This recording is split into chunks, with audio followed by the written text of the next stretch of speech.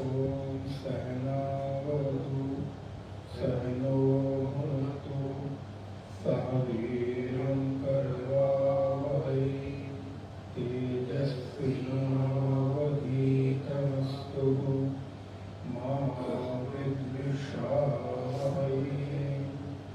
ॐ शान्ति शान्ति शान्तिः। नारायणं नमस्कृत्य नरं चैव नरोत्तमं देवीं सरस्वतीं व्यासं ततो जयमुदीरयेत्। सदाशिवसमारम्भां शङ्कराचार्यमध्यमाम् अस्मदाचार्यपर्यन्तां वन्दे गुरुपरम्पराम्। वागर्थाविव सम्पृक्तो वागर्थप्रतिपत्तये जगतापितरो वन्दे पार्वती परमेश्वरो। वसुदेवसुतं देवं कंसचारूरमर्दनं देवकी परमानन्दं कृष्णं वन्दे जगद्गुरुम्। या देवी सर्वभूतेषु स्मृतिरूपेण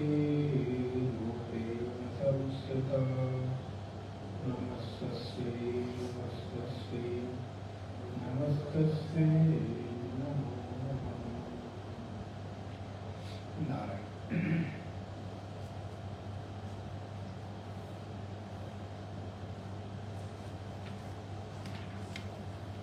13वें अध्याय के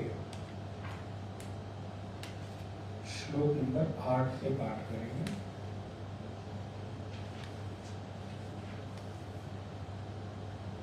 ओम श्री परमात्मने नमः। इंद्रियार्थेषु वैराग्यम्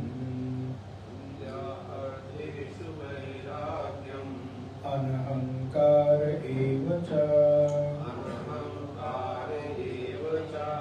जन्म मृत्यु जरा व्याधि दुख दोषानुदर्शनम् असक्तिरनभिष्वङ्गः पुत्रदारगृहादिषु नित्यं च समचित्तत्वम् इष्टानिष्टोपपत्तिषु मयि चानन्ययोगेन भक्तिरव्यभिचारिणी विविक्तदेशसेवित्वम्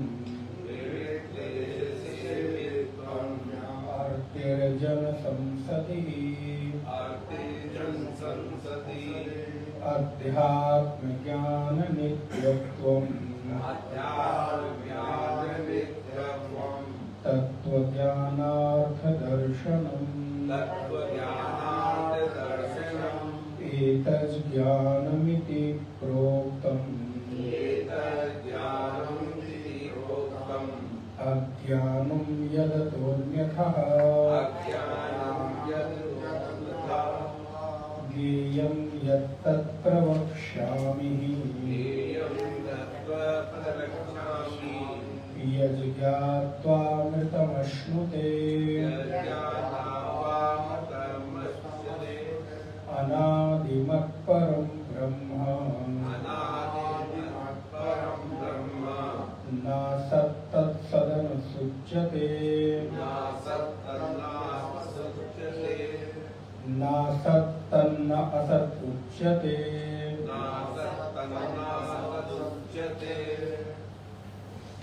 सर्वतः पाणिपादं तत् सर्वतोक्षिशिरोमुखम् सर्वतः श्रुतिमल्लोके सर्वमावृत्य तिष्ठति सर्वेन्द्रियगुणाभासम् सर्वेन्द्रियविवर्जितम् असक्तं सर्वभृच्चैव निर्गुणं गुणभोक्तृ च निर्गुणं गुणभोक्तृ च बहिरन्तस्य भूतानां अचरं चरमेव च सूक्ष्मत्वात् तदविज्ञेयम् दूरस्थं चान्तिके च तत् अविभक्तं च भूतेषु विभक्तं इव च स्थितं भूतभर्तृ च तज्ज्ञेयम् ग्रसिष्णुः प्रभविष्णु च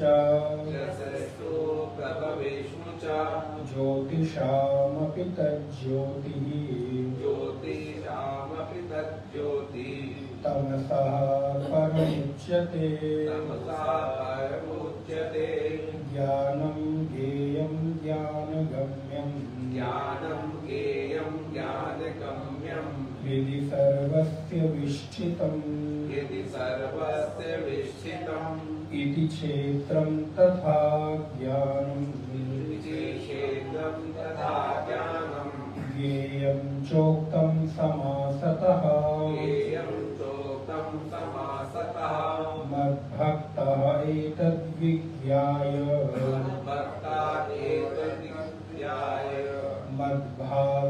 मद्भावायोपपद्यते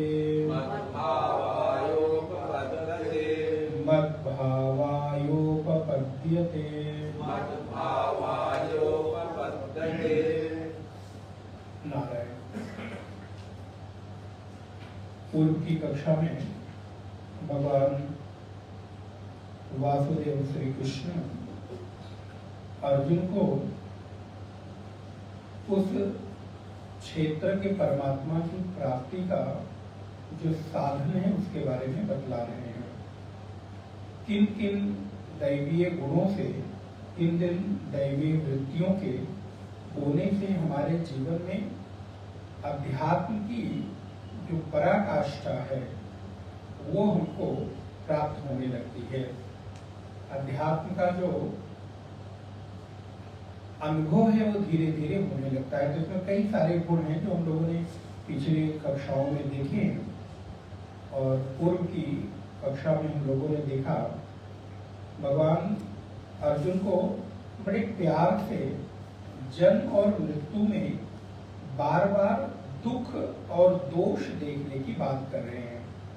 श्लोक नंबर 8 जब देखेंगे तो श्लोक नंबर 8 में भगवान कहते हैं जन्म मृत्यु जरा व्याधि दुख दोषानुदर्शनम। अर्जुन जन्म में, मृत्यु में जरा और व्याधि, जरा माने वृद्धावस्था और व्याधि माने रोग। जन्म और मृत्यु ये चार चीजें हैं। जब हम इन चार चीजों में बार बार, और भगवान ने स्पष्ट कर दिया दुख दोषानुदर्शनम, इनमें अनुदर्शन करो, बार बार इनमें देखो कि जन्म में क्या है, बोले दुख है, मृत्यु में क्या है, बोले दुख है, जरा में क्या है, बोले दुख है, व्याधि में क्या है, बोले दुख है। अच्छा, ये चारों चीजें हमारे सामने बिल्कुल स्पष्ट है। जब हम किसी अपने जन्म को तो नहीं जानते, अपने जन्म को तो हम नहीं देख पाते, लेकिन दूसरे के जन्म को तो हम देखते ही हैं। अर्थात अपने बच्चे के, बालक के जन्म को तो हम देखते ही हैं, दूसरे के बालकों को ना भी देख सके तो कम से कम अपने बच्चों को तो देखते ही हैं। जब वो बालक माँ के गर्भ में रहता है तो वहां पर कितनी पीड़ा सहता है, इस बात को माँ भली भांति अनुभव कर सकती है। और जब उस समय उसका जन्म होता है तो जन्म के समय कितना उसको अपार दुख होता है। इसलिए माँ को तो दुख होता ही है, लेकिन बालक को भी दुख होता है।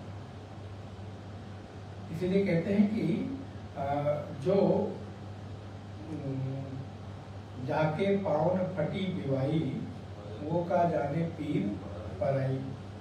अब आजकल तो शायद नहीं फटती है सबको, क्योंकि हम लोग बहुत केयर करने लगे हैं, बहुत ध्यान रखते हैं। हमें लगता है कि जितना मुख का ध्यान रखते हैं उतना ही पैरों का भी रखते हैं, और रखना भी चाहिए। लेकिन पहले के समय में लोगों के पैरों में बीमारियां पड़ती थी। अच्छा, बीमारी की बीमारी लगता है मिट गई, अब नहीं देखने को मिलती, बहुत कम, रेयर कभी कभी किसी को देखने को मिले।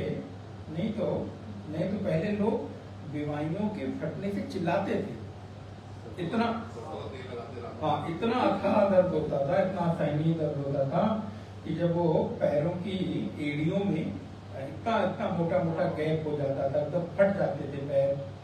अब ये हमें लगता है शायद हमारे रहन सहन और हमारे केयर करने के कारण अब धीरे धीरे ही नहीं दिखता है। अच्छी बात है नहीं दिखे, लेकिन जिसके बीमारी फटी हो और बीमारी का दर्द हो, बोले महाराज उसमें और ऐसे शून्य जगह, मतलब ऐसे जगह पर जहाँ पर कोई आप उपचार भी नहीं कर सकते, बस खाली उसका लौकी की कोई उपचार, कोई क्रीम लगा लो, कोई तेल लगा लो और साफ सुथरा पैर कर लो, लेकिन उसका दर्द असहनीय होता है। बोले उस बीमारी का दर्द वही जानता है जिसके पैर में फटी हो। लेकिन हम और आप कैसे जानेंगे? ठीक उसी प्रकार जन्म का जो दुख है वो या तो माँ जानती है या वो बालक जानता है। अच्छा, बालक जानता है लेकिन वो कह नहीं सकता, क्योंकि वो अभी बोल नहीं सकता है। कोशिश करता है बोलने की, लेकिन वो कोशिश ही रहती है, स्पष्ट नहीं हो पाता।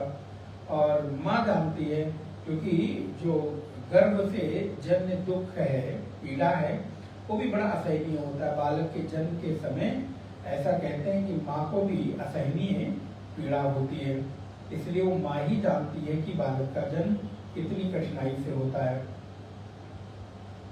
दूसरा बोले मृत्यु के समय, तो अब ये जो जन्म में है इसको देखो, इसमें क्या है? बोले दुख है, माँ को पीड़ा, बालक को पीड़ा, और उस पीड़ा से हम सारे लोग गुजर कर आए हैं। अभी बात अलग है कि मनुष्य का स्वभाव है या भगवान ने हम लोगों को ऐसे सद्गुण से विभूषित किया है कि धीरे धीरे व्यक्ति पुराने दुख को भूल जाता है। अगर पूर्व के सारे दुख याद रहे, पीड़ा याद रहे, तो जीना बड़ा कठिन होगा।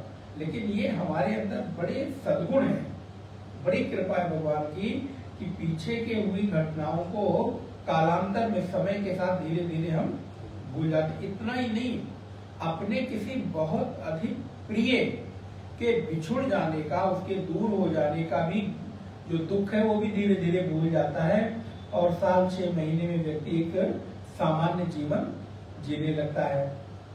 ये बात अलग है कि कभी उसके याद आ जाए, कभी उसकी स्मृति आ जाए तो आप थोड़े परेशान हो जाएं, लेकिन मनुष्य को जीना तो है ही। कभी किसी के बिना किसी को मरते हुए तो नहीं देखा गया, स्वाभाविक मृत्यु। अब वो जानबूझकर मृत्यु का वर्णन कर ले तो बात अलग की है, लेकिन किसी के विरह में तो बोले अब उस मृत्यु का दुख, उस मृत्यु की पीड़ा को देखो और बार बार उसमें दोष है, इसका दर्शन करो। बोले दोष दर्शन से क्या होगा? बोले दोष दर्शन होगा तो एक जो अच्छा सच्चा साधक है वो दोष से अपने आप को बचाता है। अगर कहीं किसी भी तरह की गलत संगति है और साधक को पता चल जाए तो अपने आप को बचाता है। तो ऐसे ही जब हमको ये पता चल जाए कि जन्म और मृत्यु में दोष है, और दोष है का मतलब है कि इसको हमें अपने साथ ग्रहण नहीं करना है, हमारे साथ इसका कोई संबंध नहीं है, तो धीरे धीरे धीरे वो व्यक्ति उस दोष से अपने आप को बाहर निकालने के जो उपाय है वो ढूंढने लगता है। अब तीसरे नंबर पर आई जरा। अब कमोबेश आप लोग तो जितने लोग बैठे हैं धीरे धीरे उस ओर ही बढ़ गए हैं, बढ़ रहे हैं नहीं, मैं तो कहूँगा बढ़ चुके हैं। जब सरकारी 60-62 वर्ष में हम लोगों को, अब हम लोग तो नहीं आते लेकिन आप लोग तो जरूर आते हैं, कि हम लोगों को बूढ़ा मान लेती है और कहती कि तुम रिटायर्ड हो गए भाई, अब जीवन की एक पारी पूरी हो गई। तो जन्म मृत्यु जरा वृद्धावस्था। अच्छा, वृद्धावस्था अपने आप में ही एक कष्ट है, एक पीड़ा है। शरीर की पीड़ा तो अलग है, मन की पीड़ा अलग है, अपने आसपास लोगों के बिछोड़ने का दुख अलग है। आए दिन विभिन्न प्रकार की सूचनाएं सुन सुनकर व्यक्ति भयभीत होने लगता है।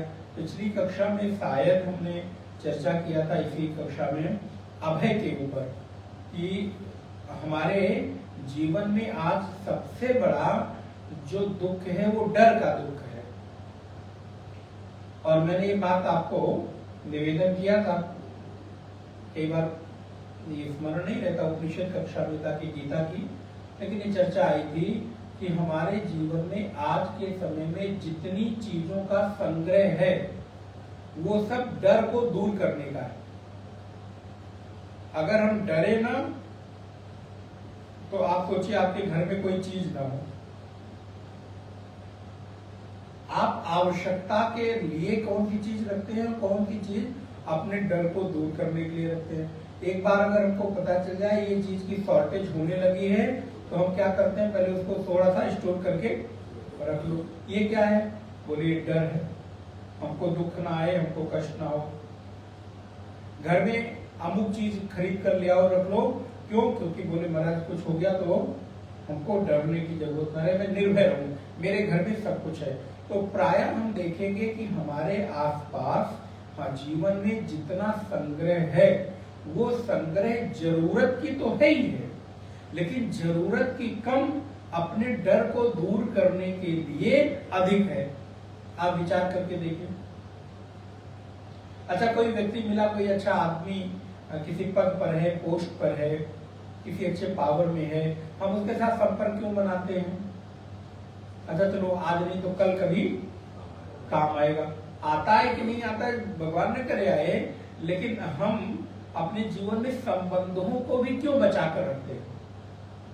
अच्छा चलिए, ये तो किसी दूसरे, अपने संबंध को, भाई को, बंधु को, बेटे को, कई बार बेटे के साथ, बहू के साथ, बेटी के साथ, भाई के साथ, अब ये बहुत घनिष्ठ संबंध है इसलिए मैं इनका उदाहरण दे रहा हूं। आप देखिए तो आपको कहीं शायद उनकी जरूरत नहीं है, किसी चीज पर आप उन पर निर्भर नहीं है, लेकिन आप उनके साथ मन न होते हुए भी इसलिए संबंध बनाकर चलते हैं क्योंकि कब इनकी आवश्यकता मुझे पड़ जाए। वैसे आप उनके ऊपर ना उनके घर पर निर्भर है, ना उनके धन पर निर्भर है, ना उनके बल पर निर्भर, सब आपको भगवान ने दे रखा है, हमको दे रखा है। लेकिन हो सकता है कि वृद्धावस्था में या कभी बीमार हो जाए या कभी कोई ऐसी घटना हो जाए तो ऐसे में ये काम आएगा। तो ये क्या है? डर है। तो प्रायः हमारे जीवन में संग्रह का आधार आवश्यकता कम, डर अधिक है। विचार करके देखिएगा। अच्छा, मैं कह रहा हूं इसलिए मत मानिए, आप खुद विचार करके देखिए कि ये सच है कि नहीं है। नहीं तो जितनी चीजें हमारे आसपास हैं, लोग हमारे आसपास हैं, इनसे शायद आधे से आधे में भी काम हमारा चल जाए। घर में कितनी सारी चीजें हमारी आवश्यकता की नहीं है, सालों साल वो काम में नहीं आती, लेकिन डर के कारण उनको हमने खरीद कर रख लिया है। जगह भी ले रही है, पैसा भी ले रही है, ऊर्जा भी ले रही है, उनकी मेंटेनेंस भी है, साफ सफाई भी है, सब कुछ है, लेकिन शायद वो काम नहीं आती। लेकिन तो हमारे पास है तो हम निश्चिंत हैं, चलो भाई कोई बात नहीं, जब भी जरूरत पड़ेगी तो हमारे पास काम आ जाएगा। तो हमारा डर हमारे संग्रह में बहुत ज्यादा काम आता है। इसलिए भगवान कहते हैं कि अर्जुन धीरे धीरे अपने आप को निर्भय बनाओ, निडर बनाओ। और वो निडरता कैसे आएगी? तो भगवान ने स्पष्ट किया कि जब आप एक बार अपने चित्त में एकत्व की दृष्टि ले आओगे। अब 8वें नंबर का श्लोक आपको समझ आ गया कि बार बार दुख और दोष का दर्शन करेंगे तो आप धीरे धीरे धीरे धीरे अपने आप को उनसे निवृत्त करेंगे। बीमारी में, अच्छा ये वृद्धावस्था हो गया, आप बीमारी देखिए, बीमारी की अवस्था में हमें कितना दुख होता है। एक बार बीमार हो जाए, छोटी सी कोई तबीयत खराब हो जाए तो हमको लगता है अरे यार कितनी जल्दी ये ठीक हो जाए, अब आज के बाद ऐसा कोई काम नहीं करूंगा जिसके बाद हमें ये दिक्कत हो। धूप में नहीं निकलेंगे, आंखें चुभ गई, अब कितना भी कुछ हो जाए मगर कभी नहीं निकलेंगे धूप में। एक बार आंख ठीक हो जाए, एक बार सिर ठीक हो जाए, एक बार पेट ठीक हो जाए, अब कभी नहीं खाएंगे, लेकिन ठीक होते ही अगले दिन फिर से प्रारंभ। तो क्या हुआ, हमने उसमें बार बार दोष नहीं देखा, दुख तो आया। इसलिए व्यक्ति को अपने दुख से बाहर निकलने का एक उपाय और भी है कि आप अपने दुख में दोष देखना शुरू करो। और जब दोष देखना शुरू करेंगे तो उस दोष से बचने की कोशिश करेंगे। उत्तम व्यक्ति तो वही है, उत्तम साधक तो वही है। तो इसलिए भगवान कहते हैं दुख दोषान दर्शनम। अच्छा, इस दुख और दोष से बचने का उपाय क्या है? बोले नित्यम चा समचित्तत्वम। ये हमने पिछली कक्षा में देख लिया, बस खाली आपको थोड़ा सा उसके साथ करेक्ट कर रहे हैं। नित्यम चा समचित्तत्वम, चित्त में समता, एकता, चित्त में एकत्व की दृष्टि के आ जाने से हमारे जीवन में इष्ट की प्राप्ति पर सुख, हर्ष और अनिष्ट की प्राप्ति पर दुख नहीं होता है। दुख आ जाए तो भी चलो भाई ठीक है, भगवान आपकी कृपा है, और कोई अनुकूलता आ जाए, सुख प्राप्त हो जाए, इष्ट की प्राप्ति हो जाए, तो चलो भगवान आपकी कृपा है, आपने हमको बहुत भरा पूरा।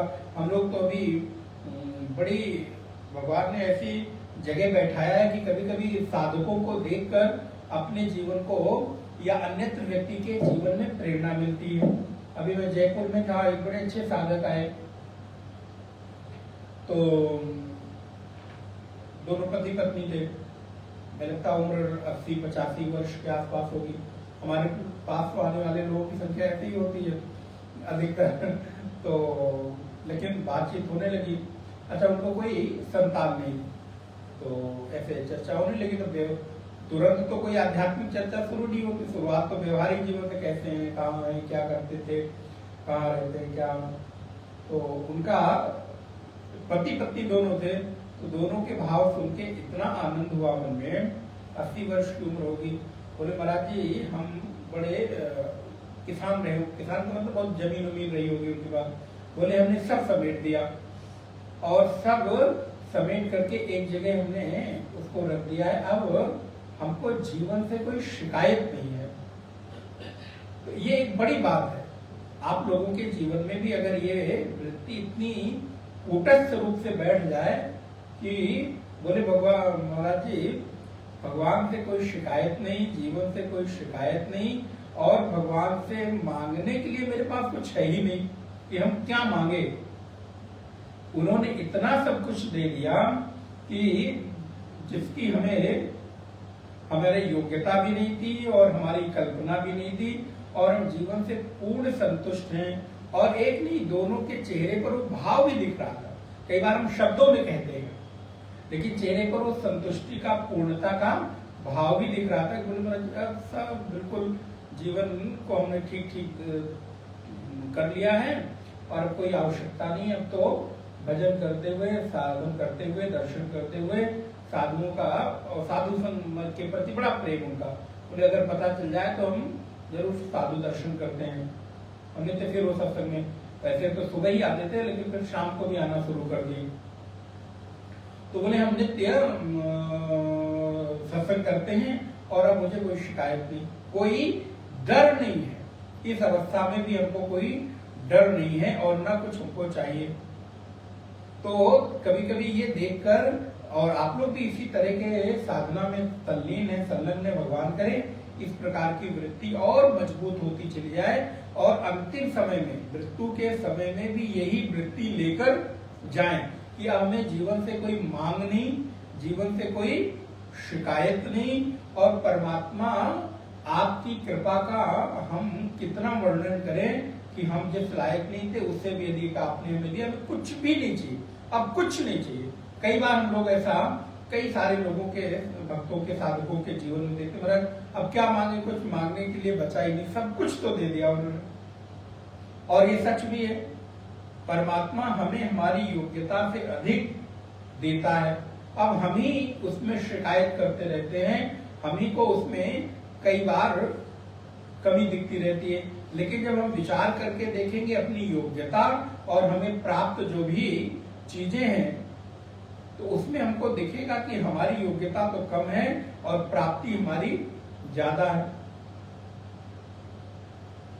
अब विद्यार्थी ने मेहनत कम किया हो, नंबर अधिक मिल जाए, तो आप सोचिए कितनी प्रसन्नता उसको होती है। अरे मुझे तो कल्पना भी नहीं थी और हमें इतना नंबर मिला। बोले ऐसे ही अगर हमारे जीवन में कृपा है भगवान की, तो एकत्व की दृष्टि, समत्व की दृष्टि प्राप्त करके बार बार कृतज्ञता से भगवान को धन्यवाद दें, आभार दें कि प्रभु आपने वो सब कुछ दे दिया जो मुझे चाहिए था, अब मुझे कुछ भी नहीं चाहिए, क्योंकि अब हमारी कोई आवश्यकता है ही नहीं। तो हम एकत्व की दृष्टि में प्रतिष्ठित हो जाएं। तो भगवान कहते हैं जब हम एकत्व की दृष्टि में प्रतिष्ठित हो जाते हैं तो नित्यम चा समचित तत्वम इष्टानिष्टोपपत्तिषु, इष्ट की प्राप्ति माने अनुकूलता की प्राप्ति और प्रतिकूलता की प्राप्ति, दोनों में हमें किसी तरह का दुख ना हो, समत्व का भाव आ जाए, एक जैसी दृष्टि आ जाए। तो इसके आने से क्या होगा, इसके पहले वाली चीज घटित होगी, आप जो डर रहे हैं वो डर समाप्त होगा। सबसे पहले तो हमें जीवन में डर जो है उसको निकालना चाहिए। जीवन का अधिकांश हिस्सा, अधिकांश समय हम डर में ये नहीं रहेंगे तो क्या होगा, अरे ये नहीं थे तो क्या हो गया, तभी तो तुम रह रहे थे।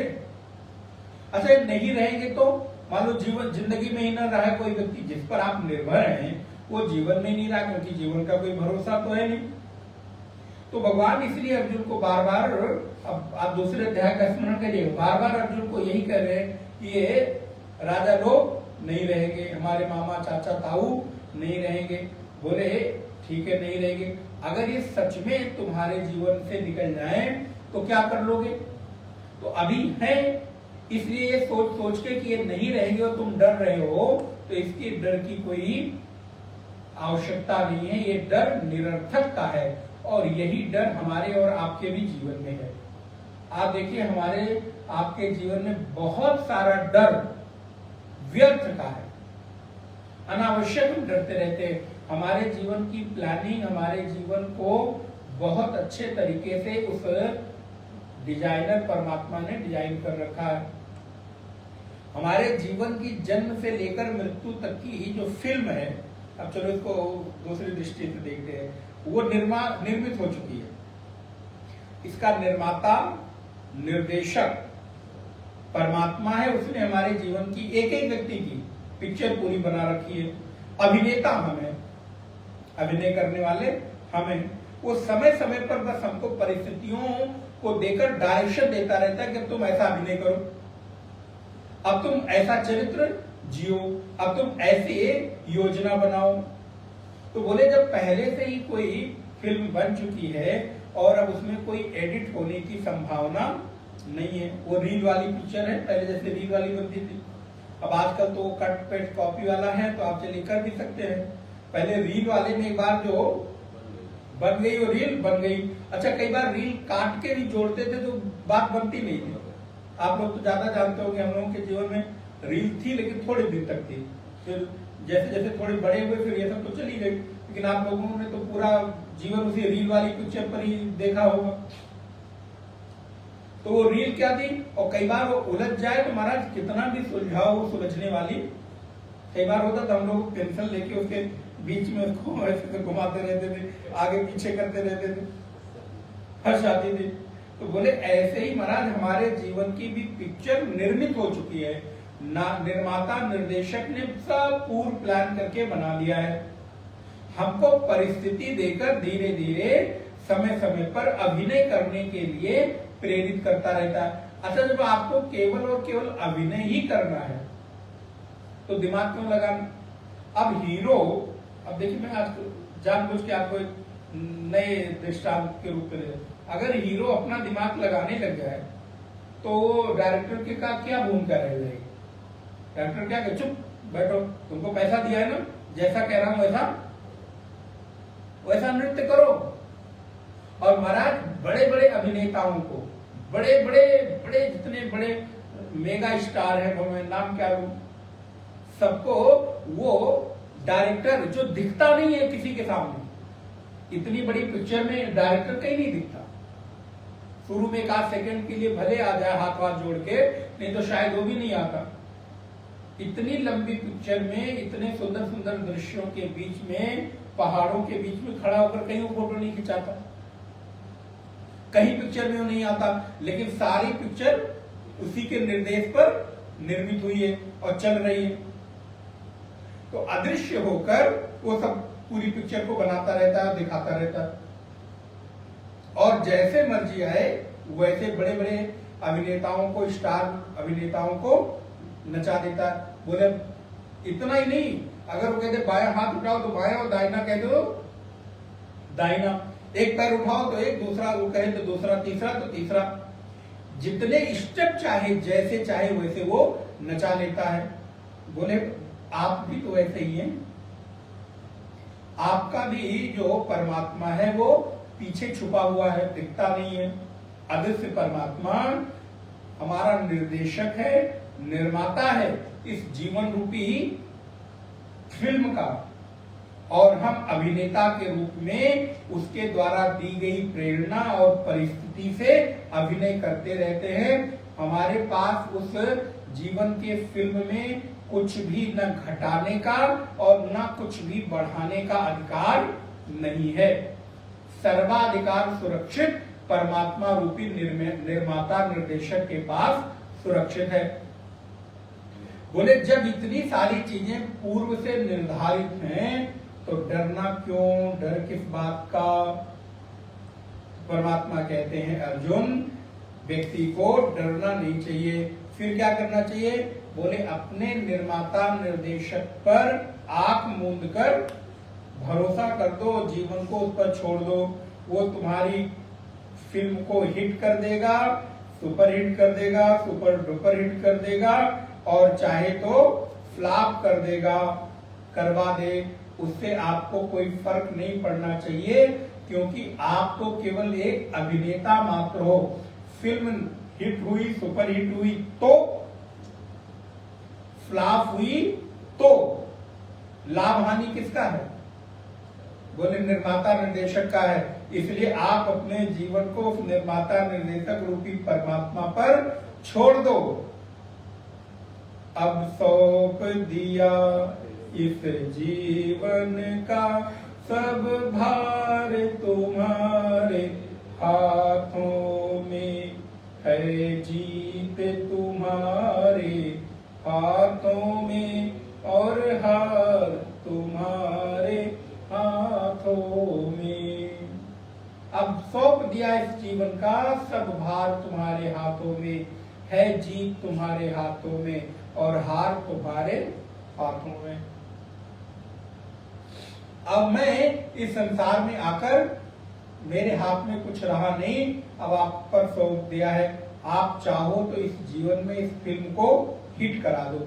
हिट करा देने का तात्पर्य थोड़ा यश दिला दो। और आप देखो, कभी कभी आपके जीवन की कोई परिस्थिति हिट होती है, कभी सुपर हिट होती है, कभी सुपर डुपर डुपर हिट हो जाती है, कभी फ्लॉप हो जाती है, कभी एवरेज रहती है। आप विचार करके देखिए, जैसे उस बाहर के निर्माता निर्देशक की सारी फिल्में हिट नहीं होती, ऐसे ही आपकी भी सारी परिस्थितियां अनुकूल नहीं होती, कभी कुछ अनुकूल, कभी बहुत अनुकूल, कभी बहुत बहुत अनुकूल और कभी एवरेज। तो आप सौंप दो तो धीरे धीरे क्या होगा, बोले आपका डर खत्म हो जाएगा। बस आप तो एक ही काम करो जो भगवान कह रहे हैं 10वें श्लोक में कि मयि चानन्य योगेन भक्तिरव्यभिचारिणी विविक्त देश सेवित्वम अरतिर्जन संसदि। यहाँ पर भगवान ने तीन बातें बताई आपको करने के लिए। मयि चा अनन्य योगेन, मुझमें अनन्य प्रकार से भक्ति रव्यभिचारिणी, भक्ति ही अव्यभिचारिणी, मुझमें तो सबसे पहले अव्यभिचारिणी भक्ति करो। अव्यभिचारिणी का तात्पर्य है जो बदलने वाली ना हो, एक पर भरोसा रखो, जिसके साथ तुमको भगवान ने पैदा कर दिया, जिस माता पिता परिस्थिति परिवार, अब उसको अपना मानकर भरोसा कर लो। जैसे अब आजकल कुछ दृष्टांत तो हमारे पूर्वजों के कहने में भी संकोच होने लगे हैं, लेकिन कहना ही पड़ता है भारतीय परंपरा संस्कृति में। जैसे हमारे यहाँ विवाह हो गया तो अव्यभिचारिणी भक्ति का हमेशा उदाहरण एक स्त्री या पुरुष के विवाह को लेकर दिया जाता है कि जैसे एक स्त्री का विवाह किसी पति के साथ हो जाए, किसी पुरुष के साथ हो जाए, तो वो अब बिना किसी बदले अपने बुद्धि को उसी के साथ जीवन और मृत्यु तक की यात्रा संपन्न करती है। हमारे यहाँ पहले कहते थे कि अब डोली इस घर से जा रही है और अर्थी उस घर से उठेगी। तात्पर्य क्या, देखिए वो अव्यभिचारिणी जीवन, माने अब तुम्हारे जीवन में किसी प्रकार का व्यभिचार नहीं, बदलाव नहीं होना चाहिए। व्यभिचार का तात्पर्य बदलाव न हो। आज तुम किसी के साथ, कल किसी के साथ, परसों किसी के साथ, बोले नहीं, ये मन के भीतर विकार न आए, ये संकल्प कर लो और कि मेरे जीवन के आधार तो एकमात्र कृष्ण है, मेरे जीवन के एकमात्र आधार परमात्मा श्री राम है। जो भी आपके इष्ट हो, भगवान आशुतोष, शशांक शेखर और नानी शिव हैं, माता हैं, जगदम्बा हैं, हनुमान जी हैं, राम जी हैं, उनमें ऐसी निश्चित भक्ति हो जाए मानो आप एक स्त्री हो और परमात्मा आपके पति हैं और आप जीव रूपी स्त्री का विवाह उस परमात्मा रूपी परमेश्वर के साथ हो गया। तो आज स्त्री और पुरुष दोनों को अपने स्त्री रूप में रखकर और परमात्मा को पति के रूप में मानकर मानो आपका 7 फेरों का गठबंधन हो गया है। अब आप कभी बदल नहीं सकते। एक निष्ठा रखो, एक भरोसा, एक आस, एक विश्वास, भरोसो दृढ़ चरणन के केरो, बड़ी सुंदर लाइन कि भरोसो इन चरणन को केरो। इन चरणों के अलावा भगवान अब हमारे को कोई और भरोसा है नहीं, मेरा तो विवाह आपके साथ हो गया है और अब मैं जाऊं तो कहां जाऊं, इसलिए आप स्वीकार कर लो, लाभ हानि जो भी कुछ है वो आपका है, यश अपयश सब कुछ आपका है, हार जीत आपकी है। आप चाहो तो मुझे डुबा दो, आप चाहो तो मुझे उबार लो। और फिर जब थोड़ा समय मिले भक्ति के बाद देखिए तो भगवान आदेश देते हैं विविक्त देश सेवित्वम। कभी कभी व्यक्ति को ऐसी जगह का सेवन करना चाहिए जहां बहुत लोगों का आना जाना ना हो, भीड़ भाड़ ना हो। आप अपने आप को ऐसी जगह पर चेक कर सकते हो, अपने जीवन का अंदाजा लगा सकते हो कि भीड़ भाड़ से हटकर जब कभी आप, लेकिन ध्यान रहे वो घूमने वाली दृष्टि में 10 दिन 5 दिन गए और एकांत में और बिना पहाड़ों पे चले गए और बिना कोई वो वाला कम मनुष्य वाला नहीं, बोले ऐसी वृत्ति से जाओ जहां पर केवल और केवल आप हो। विविक्त देश सेवित्व, ऐसे देश का सेवन करो जहां पर केवल और केवल आप रहो, अपने साथ संवाद करने का आपको अवसर मिले। अर्तिर जन संसदी, वहां पे लोगों का संसद न लगे रहे, लोगों का जमवाड़ा न रहे। अच्छा, ये लोगों का जमवाड़ा न रहे, ठीक है, ऐसी जगह मिल गई, लेकिन ये लोगों का जमवाड़ा बाहर ही ना हो ऐसा नहीं, आपके चित्त में भी ना हो।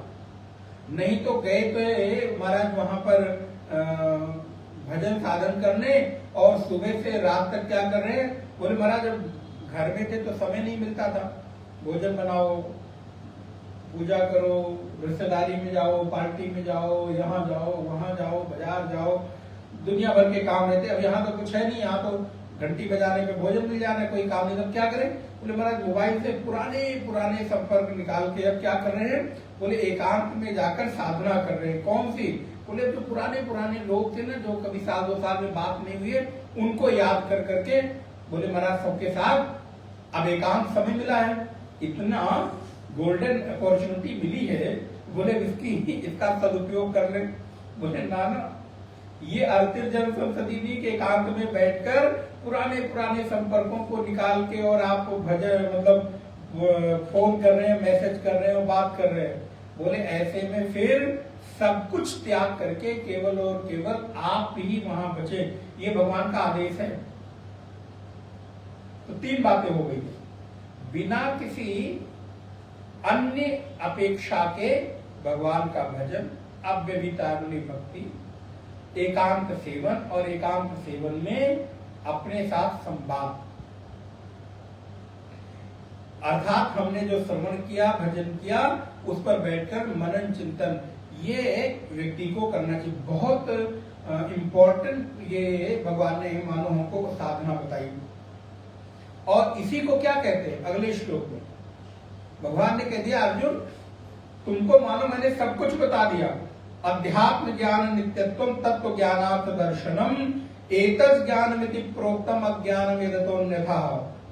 अर्जुन इतना ही केवल ज्ञान है, इसके अतिरिक्त कुछ ज्यादा ज्ञान नहीं। एतस् ज्ञानमिति प्रोक्तम, ये जो मैंने ज्ञान था उसको मैंने तुम्हें प्रोक्तम मैंने कह दिया, इसके अतिरिक्त जो कुछ है यदता अन्यथा अज्ञानम, इसके अतिरिक्त जो कुछ भी है वो अज्ञान ही है।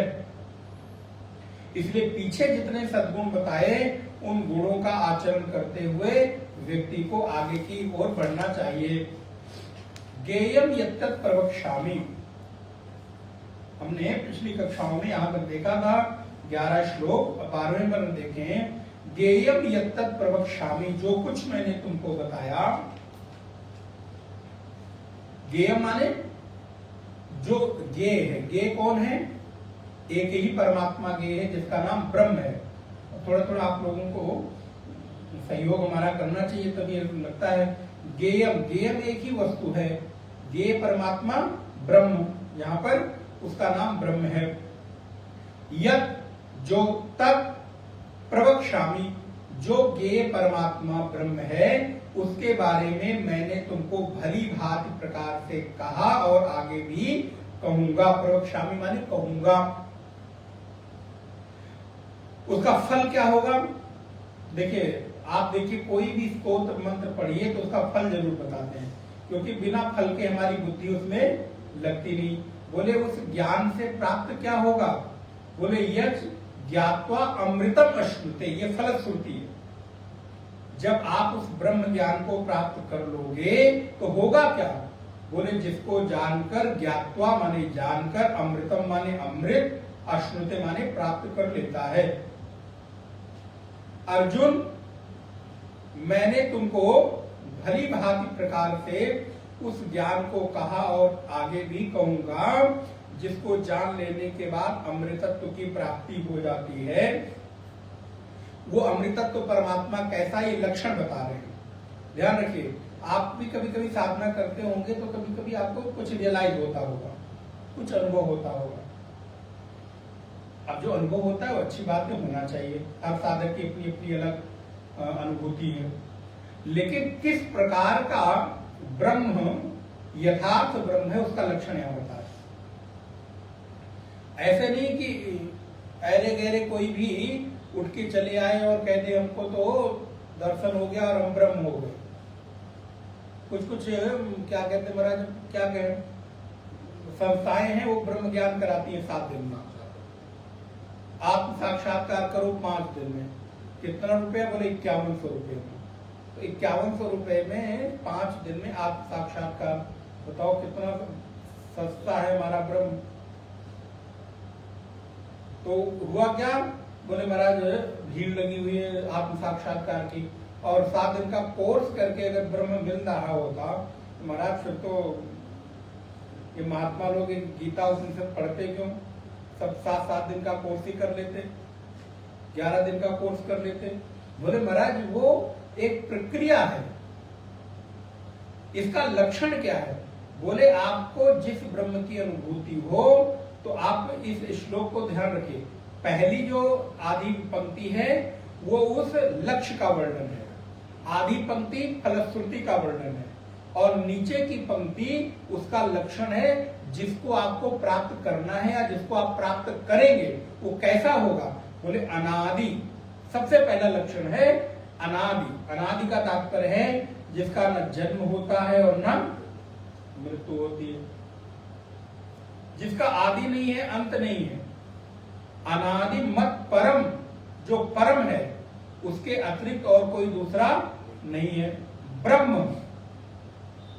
तो ब्रह्म का लक्षण है अनादि परम ब्रह्म। न सत तन न असद उच्यते, न आप उसको सत कह सकते हैं न असत कह सकते हैं। अब आप देखिए, जब आप उसको कुछ कह नहीं सकते हैं तो ये जो कोर्स करने के बाद हम कहते हैं कि हमको ब्रह्म प्राप्त हो गया, तो कौन सा ब्रह्म प्राप्त हुआ ये तो मालूम नहीं। केनोपनिषद की श्रुति कहती है जिसने जान लिया उसने जाना नहीं, जिसने नहीं जाना बोले उसने ही जाना है। अद्भुत है, क्योंकि उसको जानने के बाद आपके पास कहने के लिए कुछ बचता ही नहीं। उसको अनुभव कर लेने के बाद आप कहने लायक बचते ही नहीं। इसलिए कृष्ण कहते हैं अर्जुन, मैं भी तुमको ये नहीं कह रहा हूं कि वो सत्य है कि असत है। न सत्य न असत उच्यते, न सत्य न सत उच्यते। अब कितनी सुंदर बात है, न वो सत्य है न असत है। भगवान शंकराचार्य क्या कहते हैं, थोड़ा पढ़ने भाषा में, आप लोगों के पास एक ग्रंथ है, ज्ञेयम ज्ञातव्यम यत्तत् प्रवक्ष्यामि प्रकर्षेण यथावत वक्ष्यामि, जैसा है वैसा मैं तुमको कहूंगा। किम फलम तदति प्ररोचनेन श्रोतुः अभिमुखीकरणाय आह, वो कैसा है उसको हमारी उसमें रुचि हो जाए इसलिए उसको कहते हैं। यद माने ज्ञेयम ज्ञात्वा अमृतम अमृतत्वम अश्नुते न पुनः म्रियते इत्यर्थः, जो पुनः कभी ना मरे उसको कहते हैं अमृत। तो आप देख लीजिए कि आपकी जो अनुभूति है वो मरती है कि नहीं। एक बार यदि आपने मान लीजिए थोड़ी सी झलक आपको मिल गई, लेकिन वो अनुभूति हमेशा तो रहती नहीं, इसका मतलब वो यथार्थ वाली तो नहीं थी। हाँ, वो दिशा ठीक है, ये संकेत अच्छा है, हम उसको मना नहीं कर रहे हैं, बल्कि आपको बहुत अच्छे तरीके से प्रेरित कर रहे हैं, लेकिन बस खाली वहीं तक रुक जाना ये उचित नहीं है। यदि आपको कभी कोई ऐसी छोटी सी भी झलक मिल जाए, अनुभूति मिल जाए, छोटा सा भी कोई आपको दर्शन हो जाए, चित्त में प्रसन्नता आ जाए, तो वही अंतिम है, वहां रुकिए मत, क्योंकि वो उसकी मृत्यु हो गई, और जब मृत्यु हो गई तो यथार्थ नहीं रहा।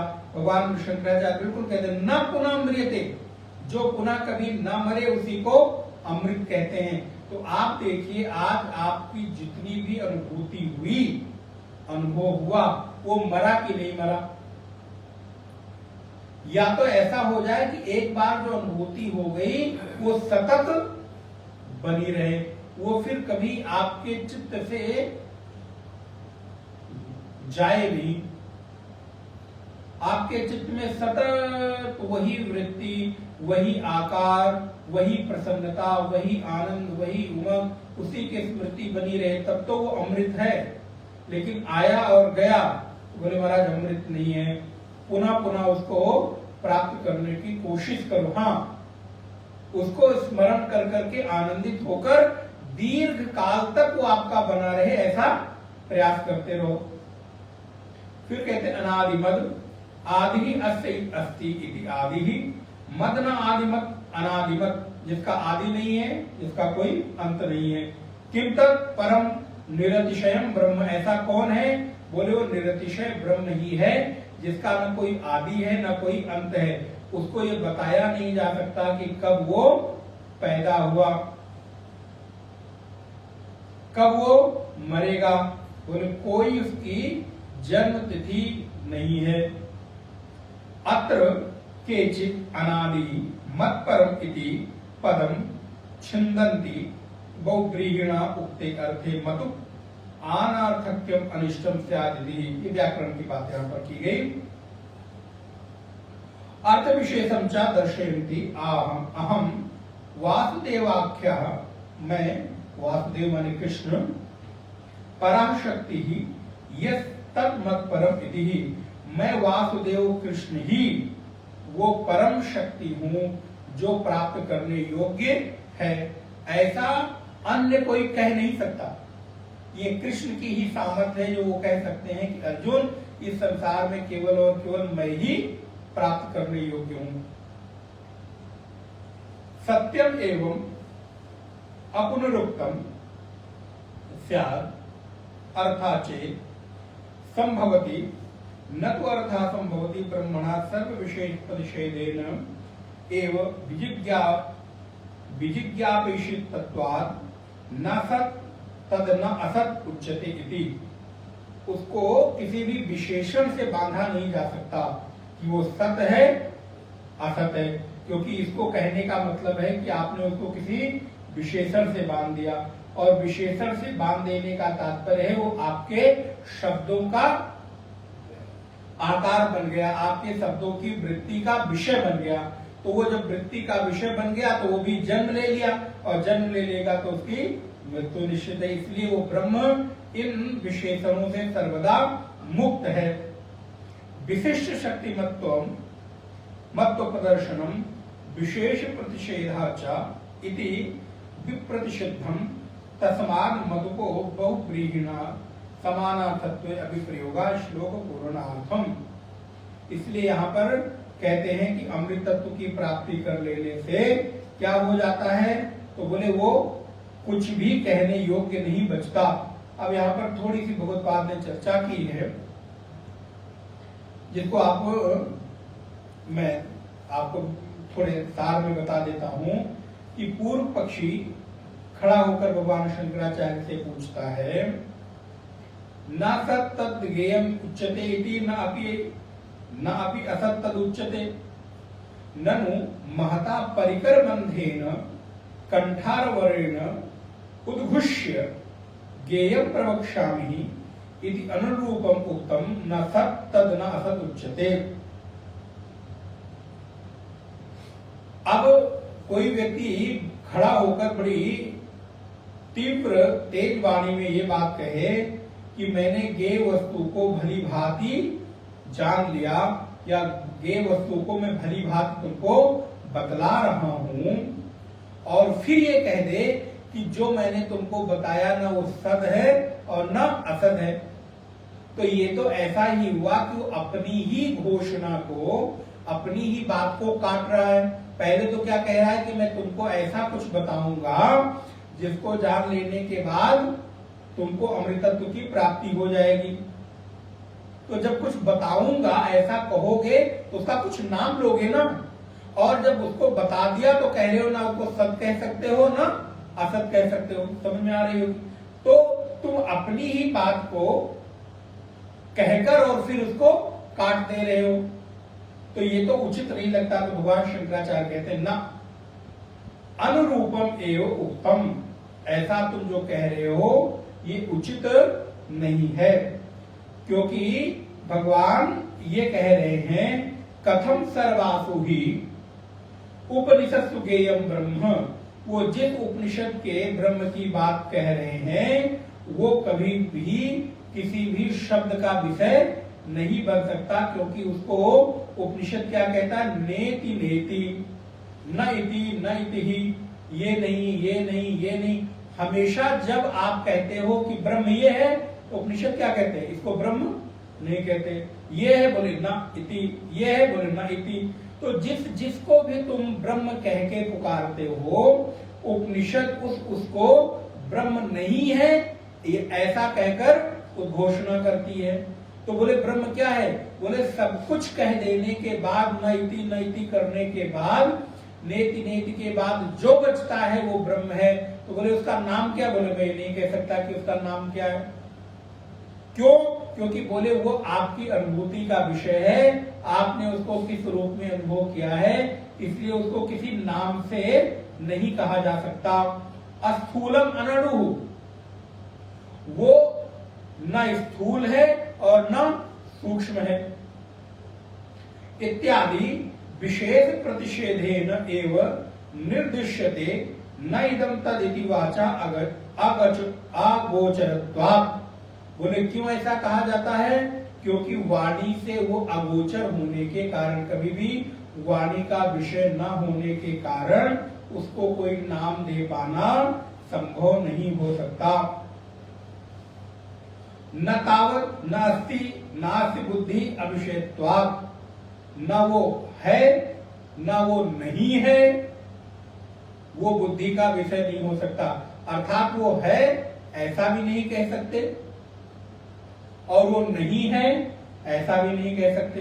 बोले महाराज ये आप लोग कहना क्या चाहते हैं, बोले हम ये कहना चाहते हैं कि जो तुम अनुभव करो उसको किसी शब्द में किसी के साथ शेयर कर पाने की तुम्हारी अनुभूति का विषय नहीं बन सकता, इसलिए जो है वो तुम्हारा है। इसलिए हमारे यहां बहुदेव पूजन का जो कॉन्सेप्ट है इसी आधार पर है। बहुदेव पूजन का जो विषय है वो इसी पर, क्योंकि यहां पर सभी की अनुभूति के अनुसार सबका ब्रह्म अपना अपना है। तो कैसे निश्चित करके उसको एक कह दे। आज मेरी अनुभूति कुछ है, दुनिया के लोग, अन्य धर्म संप्रदाय मजहब के लोग एक है एक है एक है। अरे एक एक कह के आपने केवल उतना ही है उसको छोटा कर दिया। भाई जो तुम्हारा अनुभव हो सकता है वो मेरा अनुभव थोड़ा हो सकता है। इसलिए सनातन धर्म ने घोषणा की कि जो जहां जैसे जिस रूप में अनुभव करता है वो वहां वैसा मैं हूं, उपस्थित हूं। मुझ में कभी कोई अंतर नहीं आता। जिस रूप में तुम देखना चाहते हो उस रूप में तुम देख सकते हो। इसलिए तुम्हारा ब्रह्म भी सही और मेरा ब्रह्म भी। केवल वो बंसी बजाते मोर मुकुट धारण करे हो, बोले नहीं। ये एक साधक का अनुभव रहा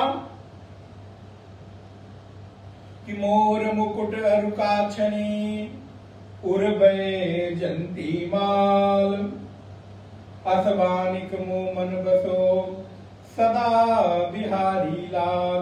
ये एक की अनुभूति रही ना। उसको लगता है, उसके जीवन का अनुभव रहा कि मोर मुकुट अरुकाक्षणी, भगवान ने मोर मुकुट कंधन पहनकर ऐसे मेरे मन को उसने लुभा लिया और उसने अभिव्यक्त कर दिया। अब तुम भी कोशिश करके वैसा ही देखना चाहो तो ये तो बात नहीं बनती। हो सकता है तुम्हारी कोई और अनुभूति हो। तो जिसकी जैसी अनुभूति है उसका ब्रह्म वैसा ही है, उसमें तनिक भी विकार और परिवर्तन नहीं आता। क्यों, बोले अतीन्द्रियत्वेन, अतीन्द्रिय होने के कारण, क्योंकि वो इंद्रियों का विषय नहीं है। उभय बुद्ध्यानुगत प्रत्यया विषयत्वात्, इसलिए वो कभी किसी इंद्रिय का विषय नहीं होता है। अतः उस ब्रह्म को एक रूप में कह पाना ये उचित नहीं है कि वो जैसा मैंने अनुभव किया वैसा ही है। इसलिए वो न सद है न असद है। तुम्हारी अनुभूति जैसी वैसी है। बहुत सुंदर चर्चा की। इदम तो ज्ञेयम अतीन्द्रियत्वेन शब्दैक प्रमाण गम्यत्वाद न घटादिवत उभय बुद्धि अनुगत प्रत्यय विषयम इति अतो न सत् तद न असत् उच्यते। यत्तु उक्तम विरुद्धम उच्यते ज्ञेयम तद न सत् तद न असत् उच्यते न विरुद्धम। ये ऐसा कहना कि सद नहीं असद नहीं, ये विरुद्ध नहीं है, बिल्कुल ये उस ब्रह्म के लिए उचित ही है। क्योंकि उपनिषद क्या कहता है, अभी मैंने आपको केन उपनिषद की श्रुति कही थी, अन्नदेव तद विदितात् अथो अविदितात् अतिहि। क्योंकि वो ब्रह्म जाने हुए से भी और न जाने हुए से भी अन्य है। जो तुमने जाना है वैसा भी नहीं है और जो तुमने नहीं जाना है वैसा भी नहीं है। ये दोनों से परे एक अद्भुत वस्तु है। श्रुति अपि विरुद्धार्था इति चेत यथा यज्ञायशालाम आरब्ध को ही तद्वेद यद्यमुष्म लोके अस्ति व न वेति तैत्तिरीय संहिता न विदिताभ्याम अन्यत्र श्रुते है। क्योंकि यह बात नहीं है, क्योंकि वो जाने और न जाने हुए दोनों लक्षणों से सदा अलग है, इसलिए कभी भी उस पर संदेह नहीं करना चाहिए। अवश्य विज्ञेयार्थ प्रतिपादन परत्वात्, उसको अवश्य जानने का विषय है, उसको जानो, लेकिन इसी एक रूप में जानो ऐसा उचित नहीं है। अब यहां पर थोड़ी थोड़ी चर्चा भगवत्पाद ने भाष्य के रूप में की है। कहते हैं उपपत्ते च सद असदादि शब्दैहि ब्रह्म न उच्यते इति सर्वो ही शब्दः अर्थ प्रकाशनाय प्रयुक्तः श्रूयमाणः च श्रोतृभिः जाति क्रिया गुण संबद्ध द्वारेण संकेत ग्रहण शब्दपेक्षः अर्थम प्रत्यायति न अन्यथा अदृष्टत्वात्। बोले अगर कभी किसी चीज को तुम जानोगे तो जाने हुए में इतनी चीजें होती है। क्या क्या बोले? जाति, क्रिया, गुण और संबंध। आज आप देखो, जो भी वस्तु आप देख रहे हो, जितनी भी वस्तुओं को जानते हो, आप इन चार चीजों के अलावा आपका परिचय उससे नहीं होता।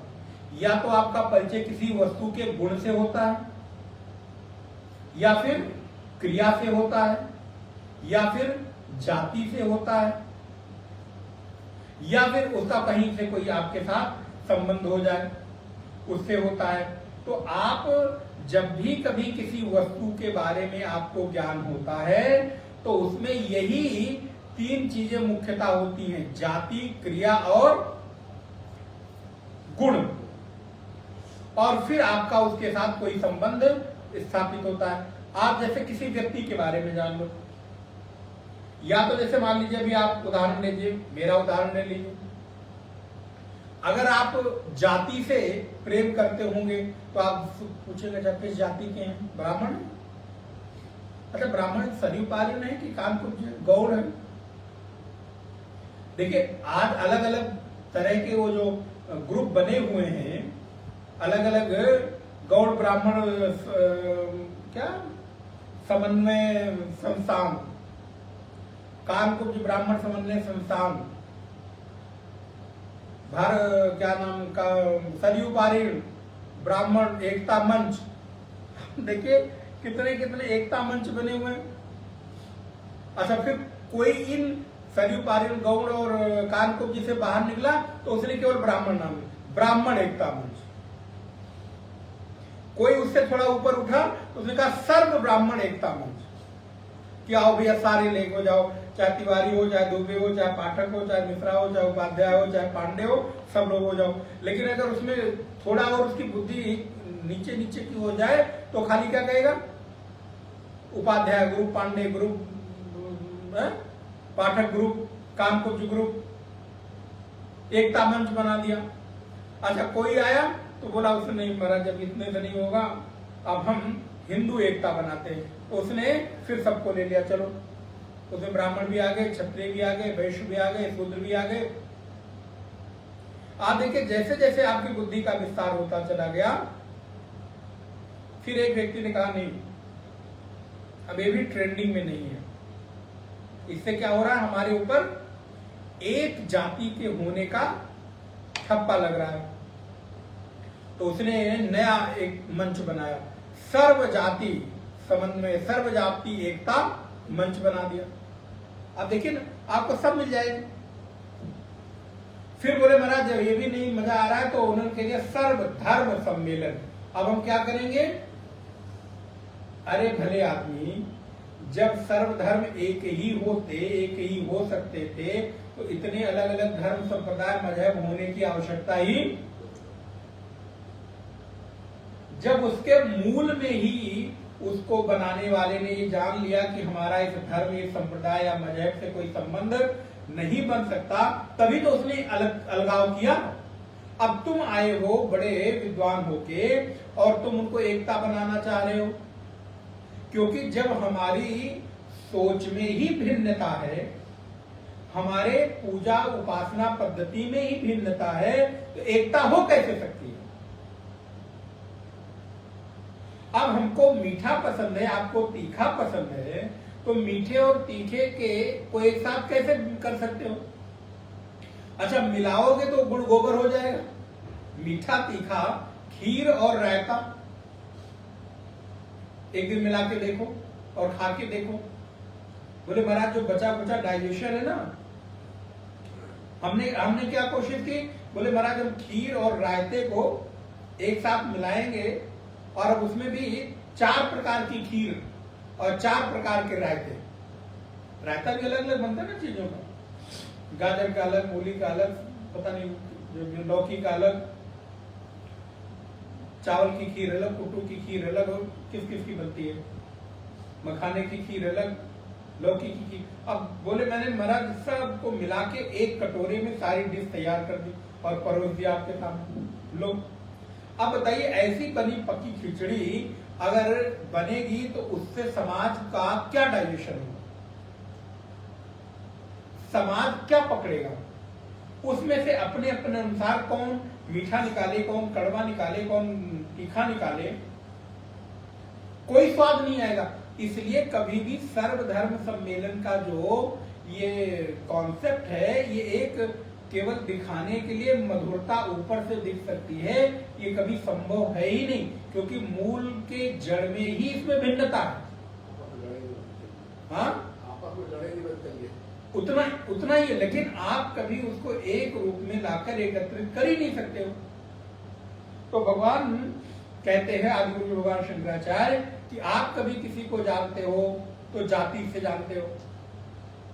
इसीलिए इतनी प्रकार की जातियों में अलग अलग मंच बने हुए हैं। क्षत्रियों का अलग मंच बना है, वैश्यों का अलग मंच बना है, वैश्यों में अलग अलग, अग्रवाल का अलग, जैन का अलग, मरद, कितने सारे लोगों की अलग अलग शाखाएं बनी हुई हैं। निम्न जातियों में चले जाओ, बोले महाराज वहां अलग अलग ही वो चल रहा है, जाटो अलग है तो ये अलग है, तो जाट अलग है, दुनिया भर के। क्यों? क्योंकि हम जाति तक ही सीमित हैं। अच्छा, दूसरा हमारा परिचय क्या होगा? क्रिया, हम करते क्या है। अब इसीलिए देखिए समाज में 4 वर्ण की जगह विवाह हमारे बहुत सारे वर्णों में बट गए। अब ब्राह्मण क्षत्रिय वैश्य में विवाह नहीं हो रहा।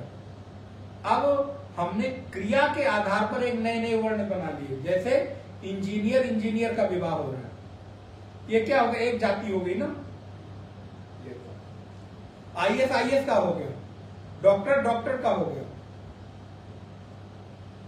एडवोकेट का हो गया, कोई अन्यत्र नौकरी कर रहा है तो बोले हम भी चाहते हैं बस उसी की तरह कोई कन्या या कोई बालक मिल जाए तो ठीक है। तो अब उसने खोज क्या प्रारंभ की?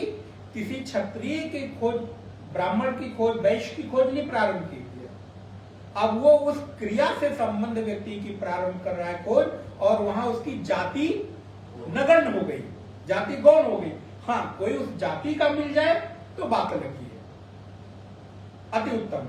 नहीं तो बोले महाराज इंजीनियर हो, किसी भी जाति को, उसे मुझे कोई फर्क नहीं। पर डॉक्टर, लड़की डॉक्टर की जाति, किसी भी जाति को, तो क्या हो गया, धीरे धीरे हमने जाति, क्रिया या गुण, हमारे भीतर कोई स्किल हो तो हम उस स्किल की कोई लड़की लड़का देखेंगे, कोई व्यक्ति देखेंगे और उनके साथ हमारा मैच हुआ, तो हमारे जो संबंध है, तो अगर ब्रह्म को भी, अब आइए घूम फिर के अपने विषय पर, अगर ब्रह्म को भी कहोगे तो उसमें भी ऐसी कोई ना कोई जाति खोज लोगे, कोई गुण खोज लोगे, कोई क्रिया खोज लोगे। इसलिए वो ब्रह्म जाति, क्रिया, गुण, संबंध इन सबसे अलग है। इसलिए उसको न सत न असत उच्चते, सद और असत नहीं कह सकते। वो कैसा है, अब देखिए यहां पर बहुत अच्छी भगवान शंकराचार्य ने किया। तद यथा गौ अश्व इति वा जातिता, यहां पर गौ की जाति, अश्व की जाति, पचति पठत इति वा क्रिया, वो पढ़ता है और पकाता है, ये क्रिया हो गई। शुक्ला कृष्णा इति वा गुणता, वो गोरा है या काला है। धनी गोमान इति वा संबंधा, वो धनवान है, बहुत गौओं वाला है, ये संबंध के साथ। तो चारों का उदाहरण दे दिया, गौ या घोड़े की जाति, पकाना या पठना ये उसका क्रिया हो गया, सफेद या काला ये उसका गुण हो गया, धनवान या बहुत समृद्धशाली गौ वाला ये उसका संबंध हो गया। अगर ऐसा कोई संबंध ब्रह्म भगवान के साथ मान के चलोगे तो भैया उसको भी तुमने जाति, क्रिया, गुण और संबंध में बांट दिया। कोई अपनी जाति वाला कहेगा, कोई अपनी, अब कोई राम को कहे तो ठाकुर जाति के थे, वो तो खाली मेरे हैं। कृष्ण वाले उठेंगे, जादव जी कहेंगे उन पे मेरा अधिकार है, राम जन्मभूमि आपने वहां बनाया, कृष्ण जन्मभूमि हम बनाएंगे।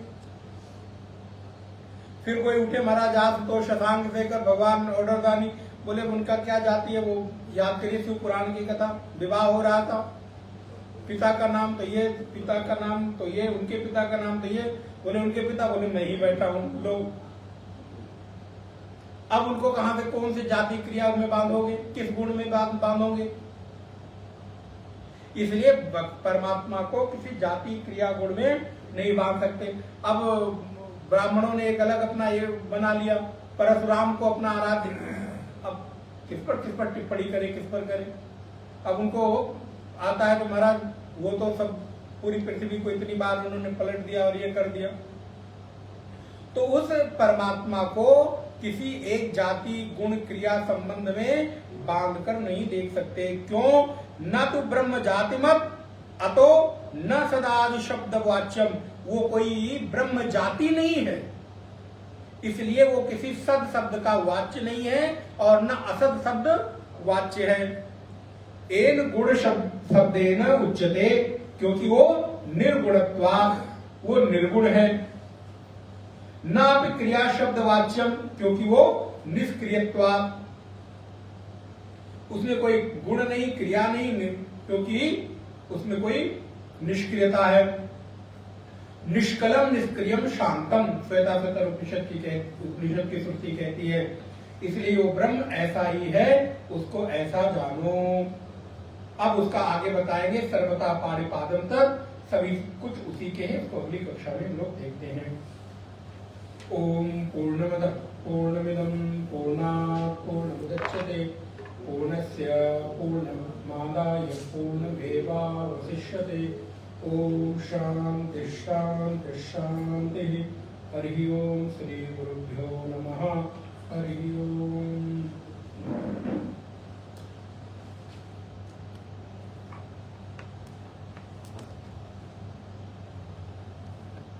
मैं भी उसको कर देता हूँ, नहीं तो ठीक है।